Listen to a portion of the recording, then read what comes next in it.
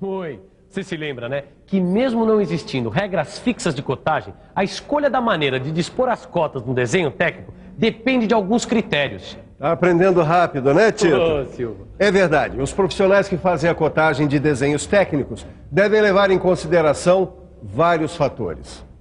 São fatores como a forma da peça, a forma e a localização dos seus elementos, a tecnologia de sua fabricação, isso sem falar na função que essa peça irá desempenhar e a precisão requerida na sua execução e no produto final.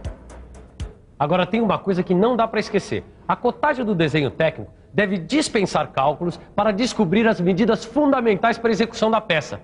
É por isso que nessa teleaula você vai estudar os principais sistemas de cotagem, quer dizer, os modos organizados de estruturar a cotagem completa da peça.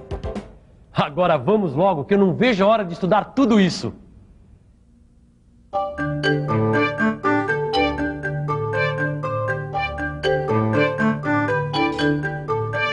Oi, Miguel. Ângela, eu pensei que você não viesse mais. Eu não perco essa teleaula por nada. Aliás, você podia começar falando sobre a cotagem em cadeia. Tá bom. Dá uma olhada nessa perspectiva. E agora vamos ver como é que fica a vista frontal dessa peça cilíndrica, formada por várias partes com diâmetros diferentes. Nesse desenho, eu vou fazer uma cotagem em cadeia, cotando individualmente cada parte da peça. Esta aqui, por exemplo, mede 25 milímetros de comprimento. E agora eu coto cada uma das outras partes. Miguel, precisa falar que a cotagem da peça não está completa e que foram inscritas apenas as cotas que indicam o comprimento de cada parte da peça, para ilustrar a aplicação do sistema de cotagem em cadeia. É que a cotagem em cadeia só pode ser utilizada quando um possível acúmulo de erros na execução da peça não comprometer sua funcionalidade. Ou seja, quando não há uma exigência de precisão muito grande na execução de cada parte da peça. Mas, Ananias, e se a peça tiver que ser precisa como essa daqui, por exemplo? Bom, aí existem outros sistemas de cotagem. Para tornear essa peça, por exemplo, nós vamos seguir um desenho feito com cotagem por elemento de referência. Cotagem por elemento de referência? Bom, é que nesse sistema as cotas são indicadas a partir de uma parte da peça tomada como referência. Esse elemento de referência tanto pode ser uma face da peça, como também uma linha básica. Quer dizer, uma linha que serve de base para a cotagem. A cotagem por elemento de referência é utilizada quando é preciso evitar o acúmulo de erros construtivos na execução da peça. No caso desse pino com rebaixo que nós vamos fazer, foi feita a cotagem por face de referência. Dá só uma olhada na vista frontal. A vista frontal traz a cotagem completa. Pelo que eu entendi, a extremidade do corpo do pino foi escolhida como face de referência. E a partir dela foram indicadas as cotas 35 e 45. Caio, você viu que foi prolongada uma linha auxiliar a partir da face de referência tomada como base para indicação das cotas de comprimento 35 e 45? Não só vi, como também reparei que não se usa a expressão face de referência no desenho técnico da peça.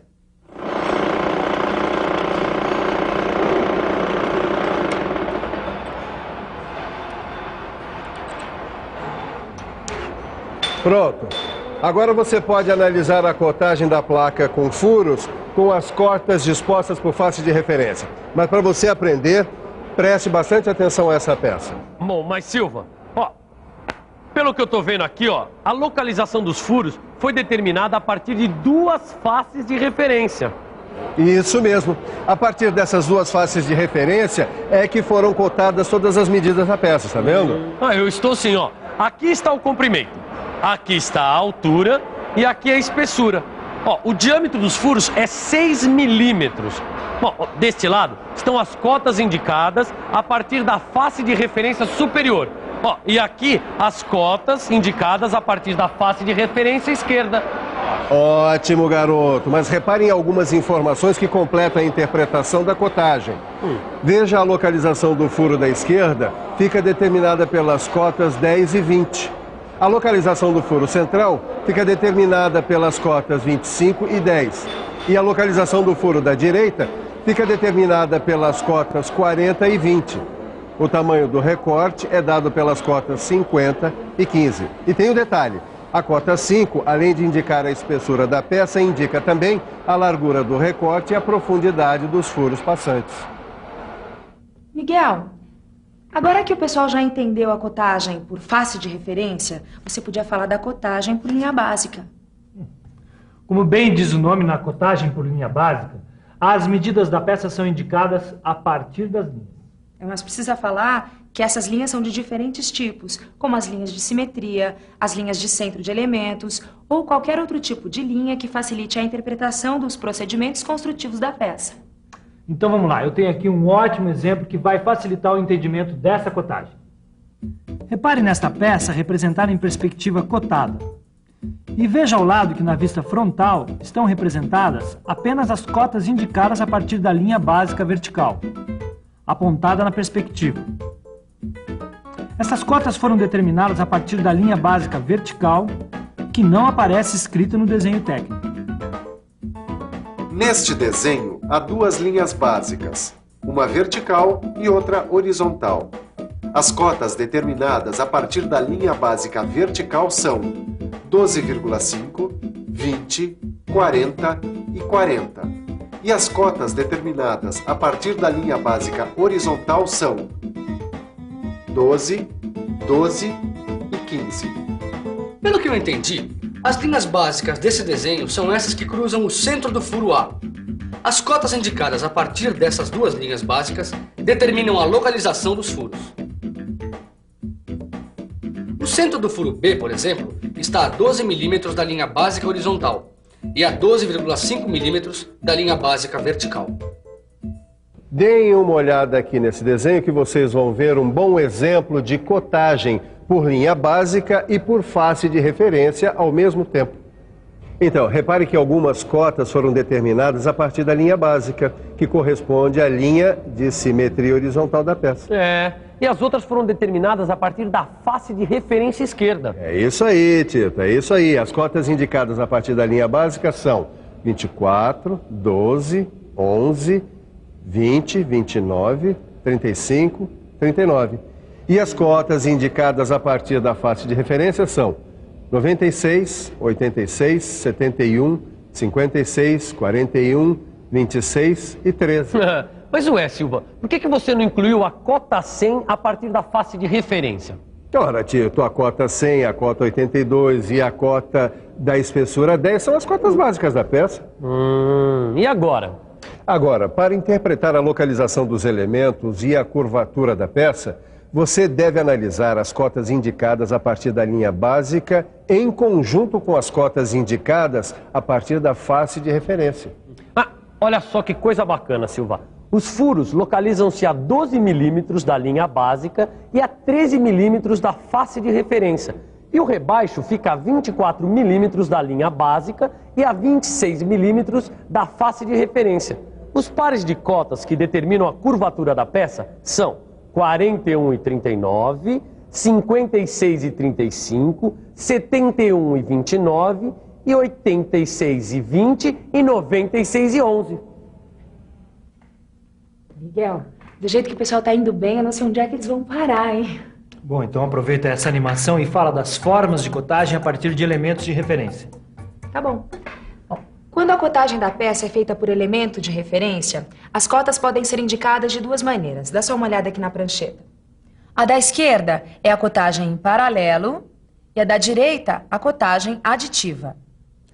Note que a localização dos furos foi determinada a partir da mesma face de referência.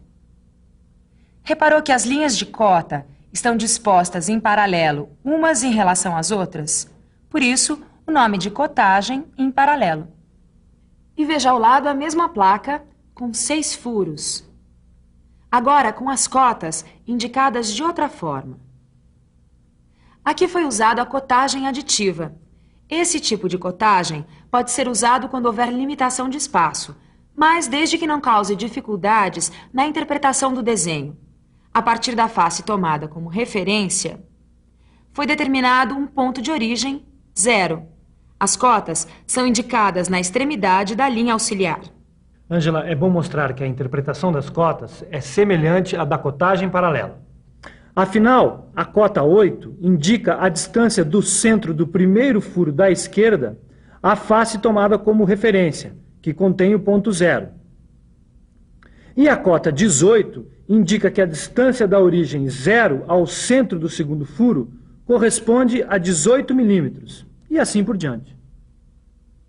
Ananias, mas esse sistema só funciona nos casos em que os furos estão alinhados? De jeito nenhum. Eu vou mostrar com essa placa que a partir do mesmo ponto de origem 0, é possível ter a cotagem aditiva em duas direções. Sabe como ela vai ficar depois de pronta? Não faço a menor ideia. Esta placa vai apresentar 7 furos de diâmetros variados, dispostos irregularmente na peça. Por isso, a cotagem aditiva em duas direções é uma maneira prática de indicar a localização destes furos.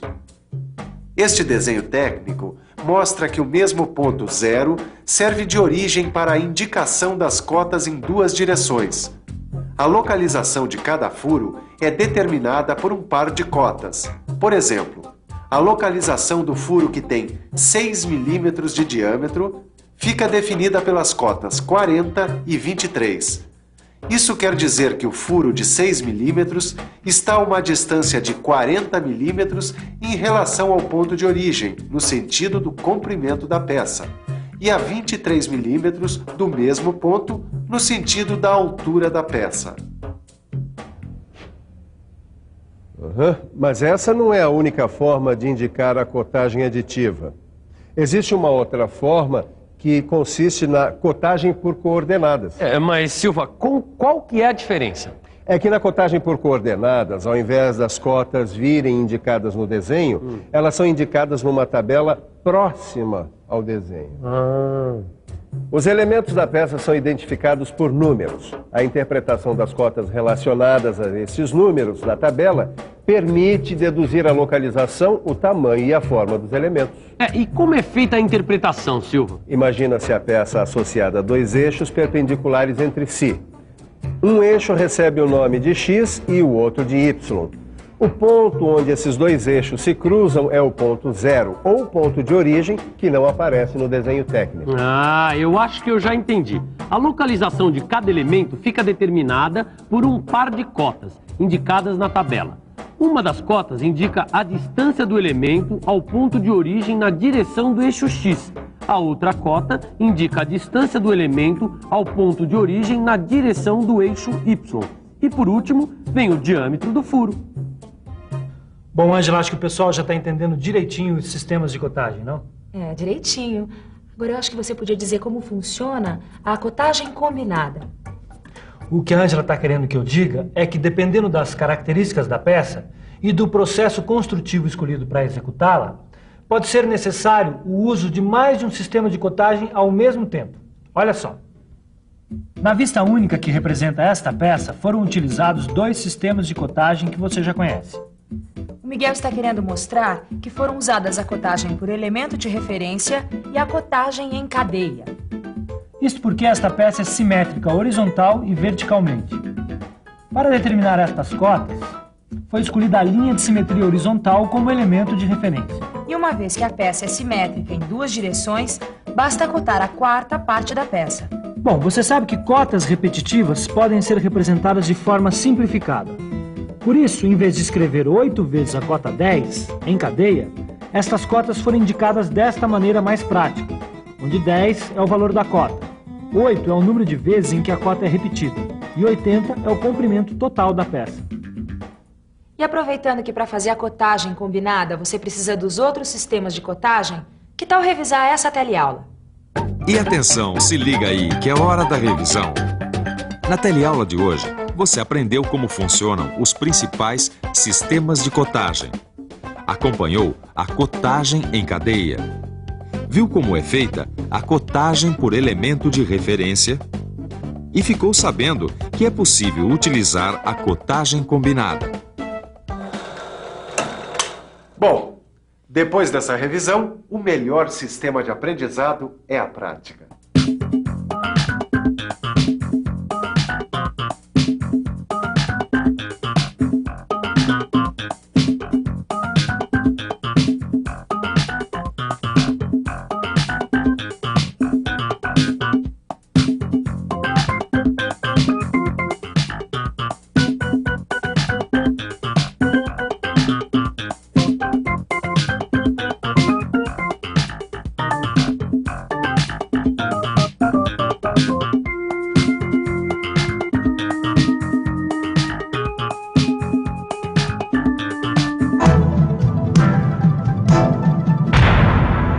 Telecurso 2000, um programa de educação do Sistema Fiesp e da Fundação Roberto Marinho.